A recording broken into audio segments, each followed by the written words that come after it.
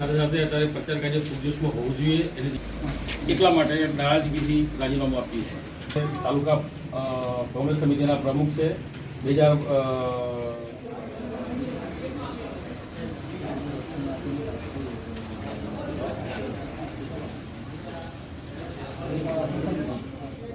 મોટી સંખ્યાની અંદર રાજીનામાઓનો જે દોર છે તે યથાવત છે। ફરી એક વખત 70 થી 80 લોકોએ રાજીનામા આપ્યા છે। આની અંદર ક્યાંક મૃતકવાય અવસ્થામાં હવે જરૂર આવી ગઈ છે હોય કે ચૂંટણીલક્ષી કોઈ કામગીરી હોય કે એકદમ પૂરજોશની અંદર આ તમામ જે હોદ્દેદારો છે દુષ્યંતસિંહ ચૌહાણ હોય, જયેન્દ્ર ભોઈ, ઝી 24 કલાક, ગોધરા, મહાલ।